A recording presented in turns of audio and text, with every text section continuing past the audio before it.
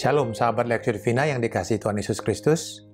Seri A Better Man yang bertujuan untuk menolong setiap orang percaya menjadi manusia Allah yang akan siap untuk menjadi alat Roh Kudus yang efektif dan penuh kuasa untuk menggenapi kehendak Allah dan rencana Allah di bumi ini.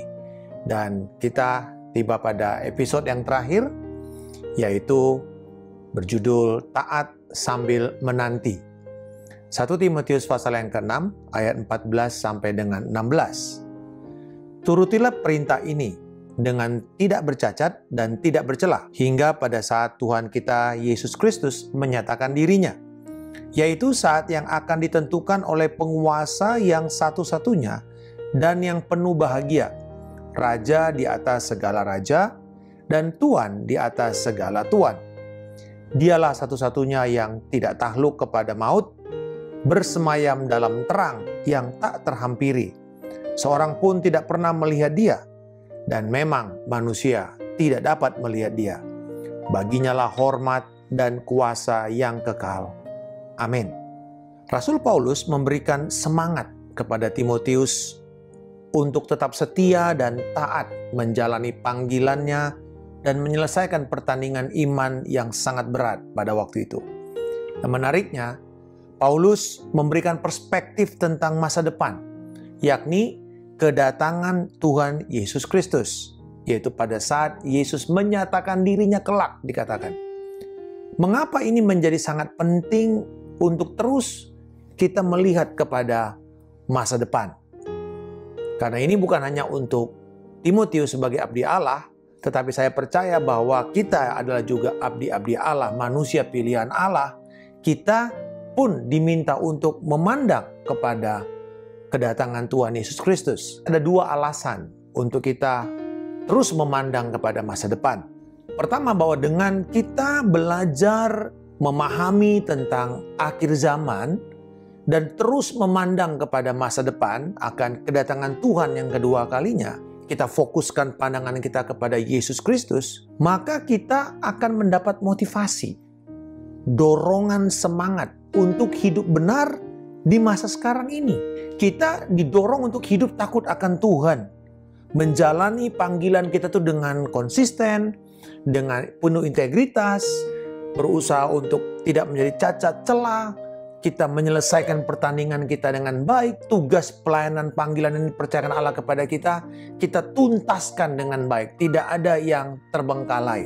Nah, Greg Laurie mengatakan, the more we know about the next world, the better we will live in this one. Jadi semakin kita mengetahui tentang dunia yang akan datang, tentang Yerusalem baru, tentang dunia yang baru, bumi yang baru, langit yang baru, tentang akhir zaman, tentang kerajaan 1000 tahun. Maka semakin baiklah kita akan hidup di dunia sekarang ini, di bumi sekarang ini. Pandangan kita, pemahaman kita tentang masa depan itu menentukan bagaimana cara kita hidup sekarang ini, di dunia sekarang ini. Nah, alasan kedua adalah memberikan kita ketenangan. Kita nggak khawatir, kita nggak menjadi cemas, kita tidak menjadi takut dengan keadaan yang terjadi sekarang ini. Nah, Paulus memberikan dorongan tentang kekuasaan, kedaulatan yang dimiliki oleh Yesus Kristus. Dikatakan Raja segala raja, Tuhan segala Tuhan, yang bersemayam di kekalan dan tidak ada satupun kuasa maut yang bisa mengalahkannya. Dia bertakhta di takhta terang yang tak terhampiri. Wah, ini luar biasa sekali bagaimana dia menggambarkan akan kedaulatan dan kuasa yang dimiliki oleh Tuhan kita Yesus Kristus sebagai Raja. Kita memiliki fokus akan kerajaan Allah.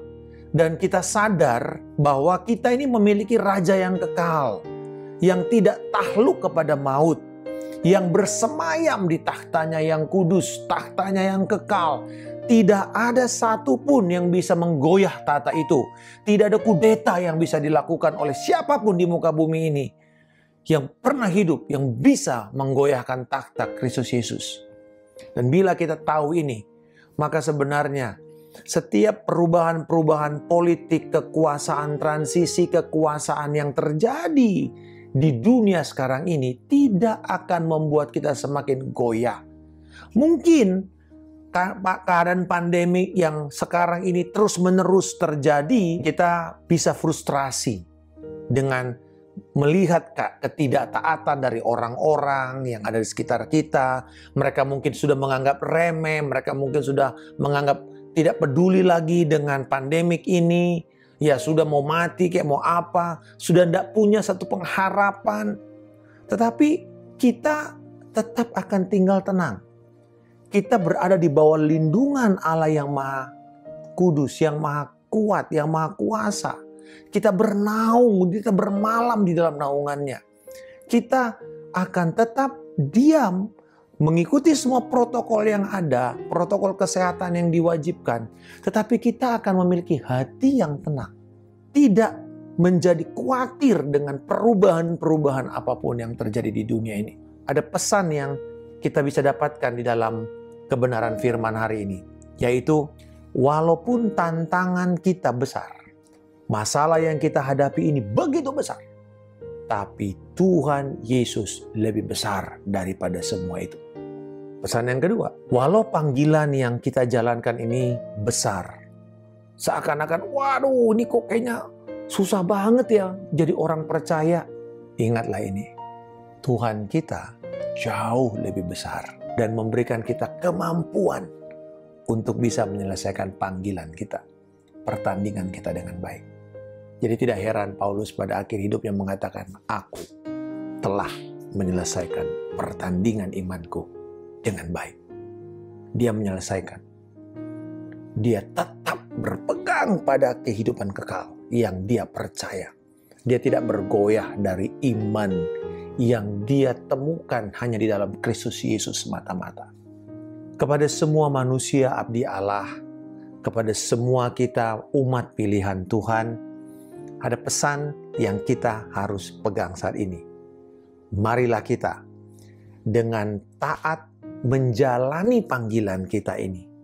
Fokus kepada Raja kita yang kekal.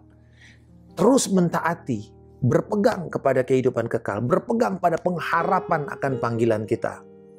Sambil kita menanti Tuhan yang akan datang dalam hidup kita. Mari kita fokus kepada Yesus Kristus, Raja kita yang kekal. Dan kita penuh sukacita merayakan panggilan kita ini. Terus semangat hidup kita setiap hari. Penuh semangat merayakan akan kekuasaannya yang kekal, yang memampukan kita untuk menyelesaikan pertandingan kita dengan baik. Kita tahu dengan siapa kita berjalan setiap hari. Kita tahu bahwa Immanuel. Itu sebabnya kata Immanuel itu, mereka akan menamakannya Immanuel. Jadi bukan Yesus yang bikin dan mengatakan, saya Immanuel. Enggak. Mereka, orang-orang akan mengatakan kepada Yesus, Immanuel, Allah menyertai dia. Hal yang sama sekarang. Orang-orang yang tidak mengenal Tuhan akan bisa mengatakan kepada kita, kepada keluarga kita, kepada anak-anak kita yang takut akan Tuhan. Mereka akan menamakan kita Immanuel.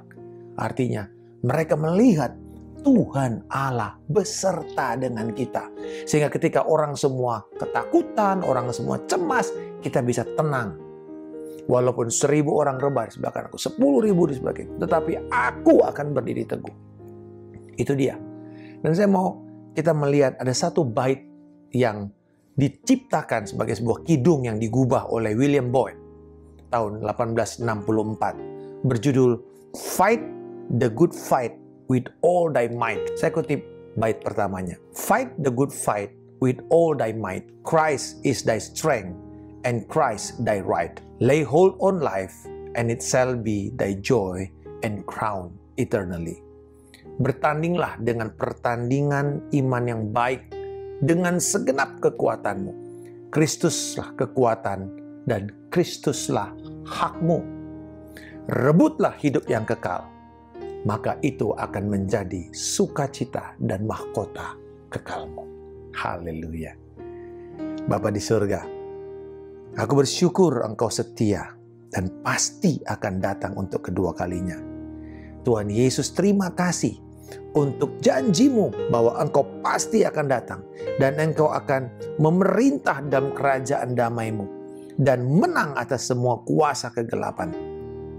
Tolonglah aku untuk terus memandang hanya kepada Kristus dan menyadari Engkau lebih berkuasa atas apapun juga di muka bumi ini. Aku bersyukur bahwa saat aku berpegang teguh menjadi setia terhadap panggilan hidup yang kekal ini, Engkau sudah menyediakan mahkota dan sukacita kekal bagiku Tuhan. Terima kasih. Di dalam nama Tuhan Yesus Kristus, aku telah berdoa dan mengucap syukur. Haleluya. Amin. Salam kemenangan. Saya Pendeta Markus Simanjuntak.